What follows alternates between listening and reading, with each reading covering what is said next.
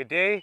We're leaving on a big trip coming up here soon, so we're going to do a full camper checklist and truck checklist before we get going. So the first thing we're going to talk about quickly is payload.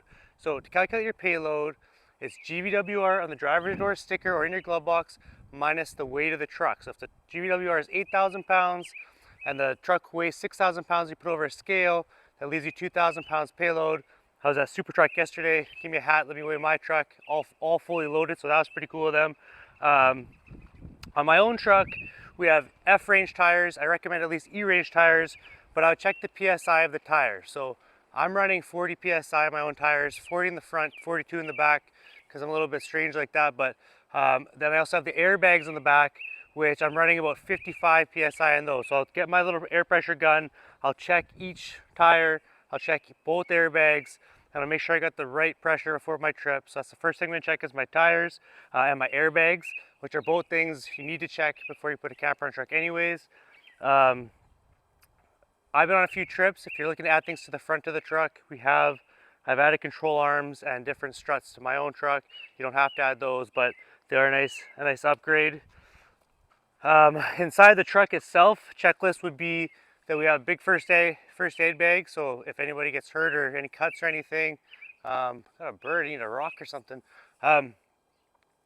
First aid kit, and then we got extra water. So I got my Lifesaver jerry can, which is about 20 liters of water, stored in my back seat, so we can fill up our water bottles before the day, things like that. And I have a Dometic Go for water that's full of water that's inside the camper. So first aid kit, all that kind of stuff. On the other side, we have tools. I have a little campsite level. This isn't really like this is kind of like when you get to the site check, but you can make sure you're level when you're at the site. Before you leave, you also want to double check your straps. Make sure all your straps, you want to get a quick look in there. Just want to make sure your straps are all tight. Just make sure there's no flex in them on there good. We'll come to the passenger side of the camper and make sure your propane's full. That's a checklist item. I got an extra hose here, 10 feet, so I can bring my cooktop outside, place it here, cook a nice meal. So my tanks are full, ready to go. Nice latches on these 2023s. I got my levelers, some cheap recovery gear. And then I got this compartment out here stacked. I got 4 chairs, a big mat, a big tent to go over the mat, life jackets, different tools, socket sets, wrenches, different little things like that. So this thing's packed up, ready to go. But those are the big ones that you kind of want to have when you're camping. Obviously, somewhere to sit around the fire. So then I got an axe in here and my hot dog roasting stick. That's an important one for kids and marshmallows. So that's ready to go. And let's have a look at this diesel heater quickly. My new friend Trevor Holmes likes to wash his camper truck, I guess. So he ended up getting some water inside the air intake. So I would maybe recommend covering the hole for the air intake. It does have a drain inside the box, so it will drain out. But if you fill your air intake full of water, like Trevor might have done, you can always just disconnect the hose clamp, drain it that way. It will drain itself, but maybe just cover it before you wash this part of your camper. But let's go inside. So I did copy this little plexiglass trick from I think it's Zach Beat Overland. Pretty cool little trick. But anyways, in my Scout, I have the Goal Zero charge line. So this is coming from my truck through the 7-way. So when I plug this in, my truck's gonna be charging the Goal Zero, which is pretty cool. Right now the sun's not up, so I'm not getting any input, but also my Goal Zero was about 65% yesterday.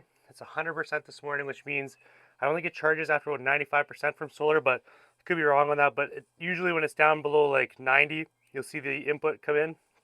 But this cover's sweet. This little hack. So if you guys are interested, all this is a $15 part. I actually think I paid a little bit extra because of freight to get it there right away. But these Velcro were like 10 bucks.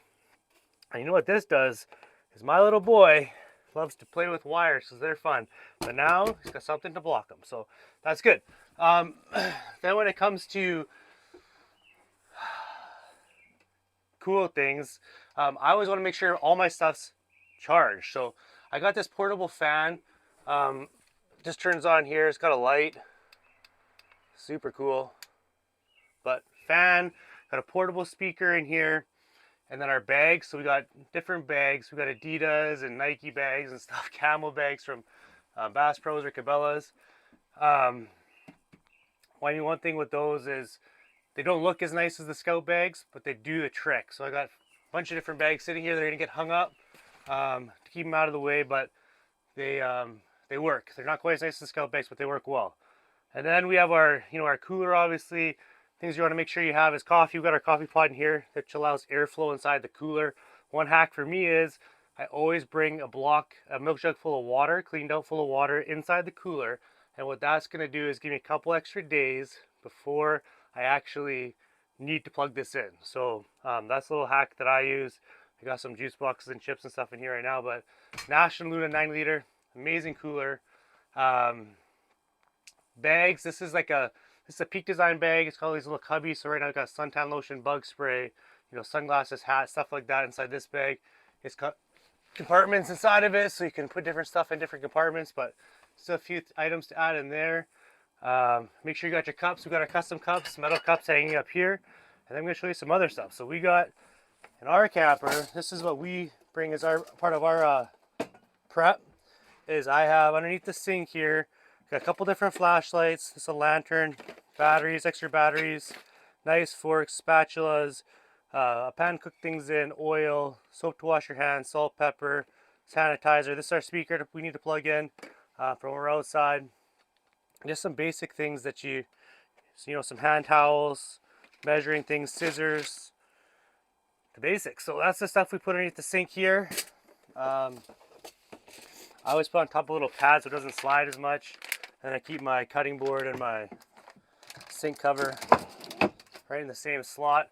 And then my compartments on the side here, this is in the Scout Kenai.